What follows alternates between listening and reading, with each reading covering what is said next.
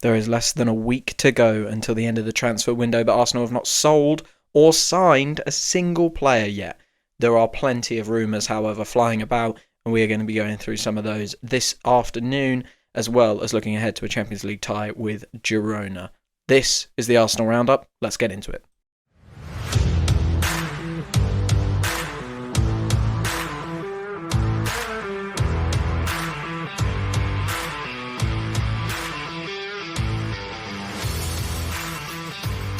Yes, hello and welcome back to Arsenal Unfiltered, your 3 times a week dose of Arsenal coverage. Today's episode is an episode of the Arsenal Roundup where we cover every single bit of Arsenal news, from transfer rumours to hopefully soon some confirmed transfers, injury updates, red card appeal updates, and also look ahead to a couple of the games we've got on the horizon. Thank you for joining me this afternoon. I hope that wherever you are well, you have recovered from last weekend's stress and anger. Your blood pressure might have come down but eventually.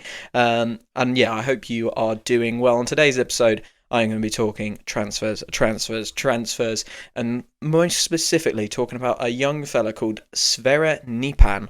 Definitely have got that wrong in some way, so I apologise to any Norwegian listeners we might have. Sverre Nypan is who I'm going to be talking about today, and kind of highlighting a little bit about what he's about, because that is the player we are most closely linked to signing.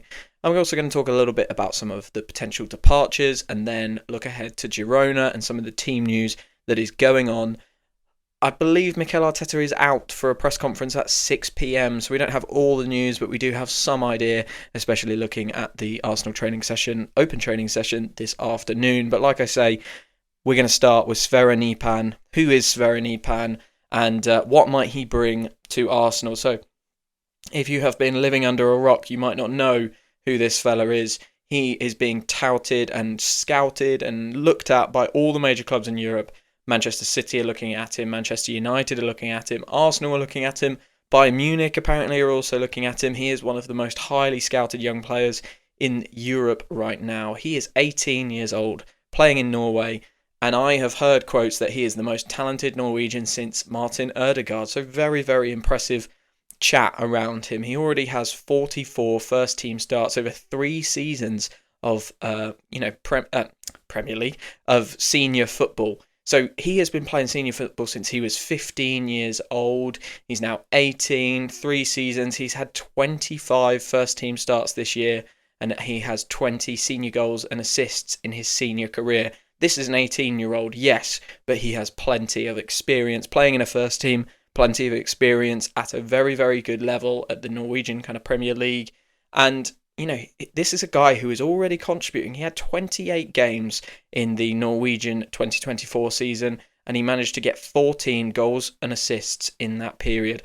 One every other game as a teenager is a fantastic return, as well as 8 goals from 8.3 XG in that time. So he's bang on his XG, basically. Incredible. So this guy clearly is the guy of the moment over in Norway, and a lot of people have been looking at him. So I've had a look at his highlights, and I must say I am pretty impressed. Obviously, highlight packages don't tell you the full story. You need to have a much wider range of things that you're looking at when you're scouting, but we don't have access to all the Norwegian games that you could want to watch if you're scouting a player over there here in England. So, we have highlight packages to go on, and I must admit, having watched some of those this afternoon, I am impressed. He feels Ranieri-esque, is my first thought. Most of his highlights seem to be he is a real driving dribbler. He's good when he's close to the opposition, and he can pass the ball very, very well. It's exciting to see us kind of start to look at more of these profiles of players, isn't it? Because we watch Ranieri, who loves to pick the ball up anywhere on the pitch and is happy to drive at his man, happy to go and beat his man. And yes, he doesn't do it all the time, but he plays very reminiscent of Thomas Rosicky, if you ask me, Ranieri, in the sense that he is happy to stand someone up, and he is happy to go and move at them, and you're just never sure which way he's going to go, whether he'll go left or right on you. And he can change at the last minute, Ranieri, and that is the very similar vibe I'm getting from Sverre Nypan. I'm really going to struggle to say that during this episode, I know that for sure. He has 1.66 successful dribbles per 90 in his league, For some context, Marino for us is at 0.48, Ødegaard at 1.12, and Nwaneri at 2.28. So he's sort of somewhere in between Ødegaard and Nwaneri in terms of his style of play and how much he likes to drive at the opposition, and he looks very quick and nimble. For the most part, it seems like Rosenborg have operated him from the left 8 spot, which I think is interesting for Arsenal to be looking at. We obviously already have Rice and Marino there, and it's quite a profile change. It's quite a profile change for that left 8 spot, because we have come to know that as kind of an off-the-ball running role where actually you're expected to get on the end of things. You're expected to be on the end of Ødegaard and Nwaneri and Saka crosses at the back of the box. You're expected to contribute in terms of transitions and managing transitions and winning duels. It's not necessarily the role in our squad that we look at and we go, you are a ball-carrying, pass-heavy player. And that is kind of what Nypan is. He loves to drive with the ball and he makes very, very good forward passes. It makes me wonder, is there an opportunity perhaps for Nwaneri now to step into the forward line, especially for the end of this season, with Saka out for a long time, and Nwaneri actually becomes more of a forward, takes advantage of some of his dribbling up there, and Nypan comes into that spot behind Ødegaard and kind of is the backup to Ødegaard in that more offensive right 8 spot. Now, it's obviously very exciting to learn that Arsenal are linked with a very, very exciting attacking talent, and it's very exciting as well to know that we might beat some big clubs to him and secure his signature over them. But what we're looking for in this January transfer window is someone who can come in and impact the squad now. And Mikel Arteta has spoken a lot about impact. We're not just looking for a body. We want someone to come in and add to what we've got, make what we've got better. So it's very interesting that Nypan is basically our only major link right now. Can he impact us now? Well, the rumour is he's being sold on Arsenal in the sense that you are not going to go to another club. Okay, we're not going to loan you out. You're not going to come and play in our under-21s. You are going to go straight into the first team, son. You are going to come and play with Declan Rice and Martin Ødegaard and Bukayo Saka. You are going to come play with these guys. And that seems to be how we are selling this to him. So if he's going to come in and go straight into the first team, I'm not saying the first 11, of course, but he's going to come and train with the first team and be part of that group. Can he bring an impact? Well, this is an 18-year-old. Let's remember that. And whilst we've watched Miles Lewis-Skelly and Ethan Nwaneri be brilliant this year for us and really contribute to an incredibly exciting and impressive extent, they have been Arsenal boys through and through, and they have come up in an academy that Mikel Arteta has moulded alongside Per Mertesacker. And, you know, Mikel Arteta has been here 5 years now. Ethan Nwaneri and Miles Lewis-Skelly would have been 12, 13 when he came in, so they've had a lot of time under kind of his influence and Per Mertesacker's influence as well. And they've obviously worked with Jack Wilshere, so they know kind of the club, they know how the club works, and of course they know how Mikel Arteta wants to play. They've fed that down through all of the academy levels, and they will have been playing like that for some time. Nypan is not that. You know, no disrespect to Rosenborg, but they are not at the level of Arsenal. That is probably part of the reason why we might be able to pry him away. An 18-year-old coming in from that level, I don't know, it feels like a big step up for him. As well, Rosenborg, they play in Norway. They are in their off-season, so they are currently not, playing games. They are not match fit. They are probably about to go into some pre-season in a few weeks' time. So is he sharp? He's basically been off for around 2 months now. His last game was early December. We are late January at the time of recording. So this is not one that I am hopeful that he can come in and reach the level immediately. And that's not because of his talent. That is not because I don't think he looks like a good player. The stats make him look like a good player. Watching his highlights make him look like a good player. So it's not that I'm not excited about it, but it's just I am worried if this is the only signing that we end up making, because I don't know how much he can impact this season. But how does he fit in at Arsenal? Well, it's pretty clear. Arsenal have a strategy of bringing in players who will have future value. Nypan fits this absolutely perfectly. So even if he doesn't settle at Arsenal bring him in for a fee. And you know what? It doesn't work. He gets homesick. He wants to be in, mainland Europe, something like that. There's still going to be resale there's going to be resale value on this fella in 2-3 years' time if it does go wrong. Now, if if he does explode and he becomes a great player, we've got a fantastic player, or we can make a large profit. So Arsenal are really keen to do this. We kind of tend to buy young players who are kind of below 24 and try and bring them in and grow them and maybe sell them on, but maybe just work through their whole contract lengths and their whole time at the club until they are a world beater. You know, we go and sign the Martin Odegaards of this world. We go and sign the Kai Havertz and the Ricardo Calafiori's of this world, where we sign them up for a contract knowing there is still future value, whether it's profit or just kind of recouping some of what we've paid. So I think he definitely fits into the kind of the strategy of Arsenal, and of course he was a forward-thinking player. We've done so much in the defence and in midfield and controlling games, and we do need to start really looking at how we play forward and how we attack. And this is what Nypan is. You know, he is not a Declan Rice, he's not a Mikel Merino, he's certainly not a Jorginho or a Thomas Partey. He is a player who picks the ball up and drives at goal, plays brilliant passes and tries to score goals from midfield. Declan Rice said in his interview recently, look, Mikel Arteta has been on at us, he's been on at me about getting into the box, getting on the end of things and scoring goals. Him and Martin Odegaard in those 2-8s need to do more of that. It looks like Nypan is someone who is in that mould. Whether he can do that at the Premier League level, who knows? But I certainly think he fits that idea of what Declan Rice was talking about in his interview of a midfielder who's going to get in, help the collective score goals from midfield, and make sure that we don't have any burdens on our number 9s like other clubs seem to do. Nypan being our main link, well, what does that say about Arsenal's approach this January? For me, it says they refuse to come off the plan. We're talking about Nypan, we're talking about Sesko, Isak, Zubimendi, all of these players that we've discussed this January, and whether they come in this January, I guess, is irrelevant. Zubimendi apparently is ours in the summer, if you believe the rumours.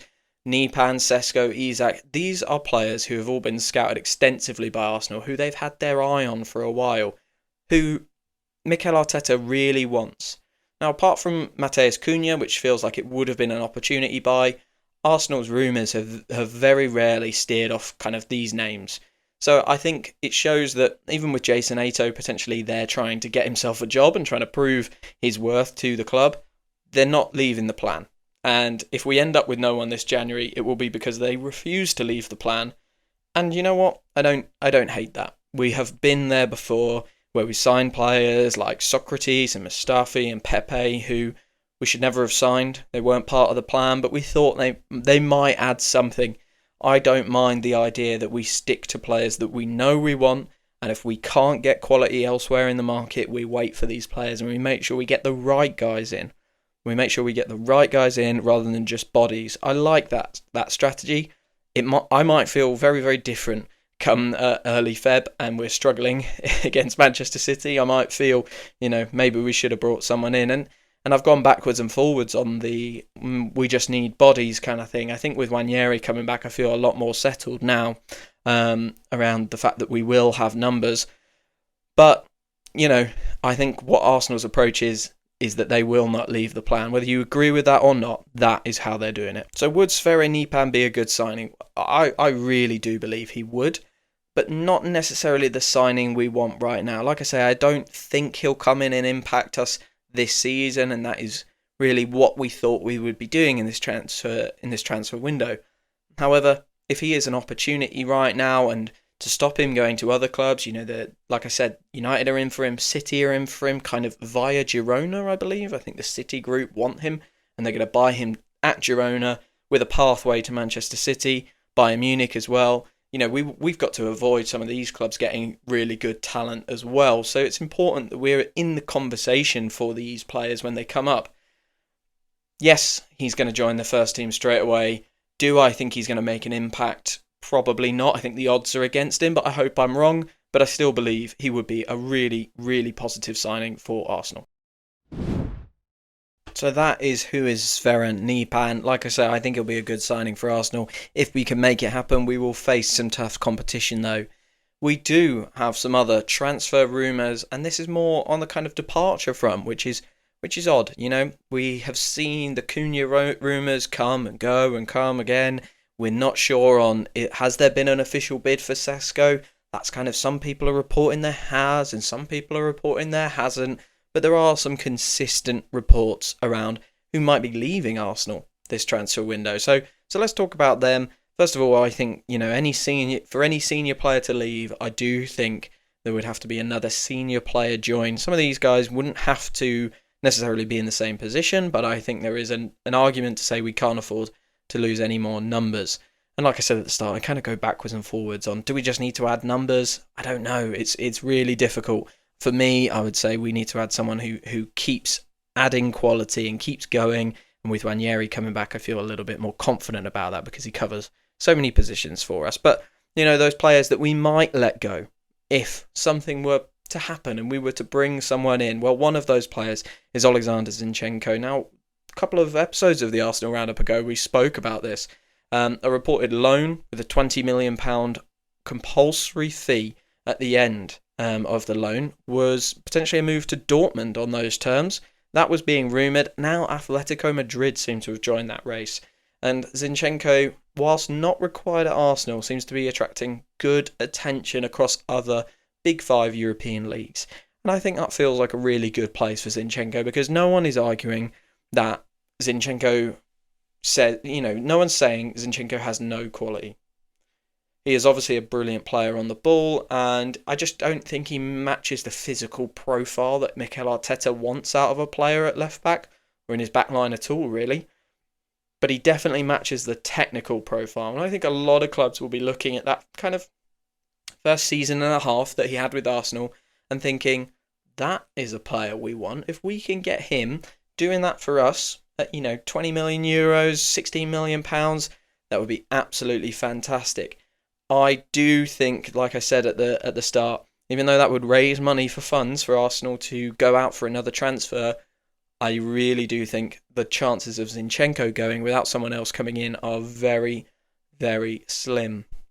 Another left back who might be leaving the club is Kieran Tierney. Now, we've had really quite strong rumours that he has agreed a pre-contract move to Celtic for a significant wage cut.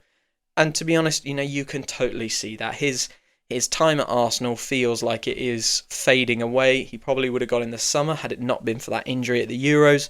And it's sad for him. It's great that he's been able to get some substitute appearances recently, but it does feel like he's faded out. And he was a real fan favourite, crowd pleaser. We loved Kieran Tierney when he came in. He was the first player who I think really defined us kind of starting to come back and starting to be a bit more physical and aggressive and a bit more kind of forceful, I would say. He was the workhorse of a team for a little while, and to be honest, he was our main attacking threat for a long time, wasn't he? So it'd be sad to see him go, but a move back to Celtic feels fantastic for him. It's a slightly slower pace of football in Scotland, and it's where he's from, it's his club.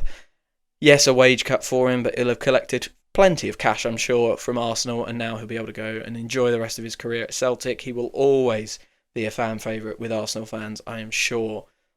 A slightly more controversial departure that seems to really be growing legs, and I think might rile some fans up the wrong way, but it's not one that's bothering me, is Aiden Heaven. Now, we saw Aiden Heaven a lot in pre-season playing at centre-back, and looked okay, but it sounds like he is off to Manchester United. Frankfurt are also after him. Nothing's confirmed to Manchester United.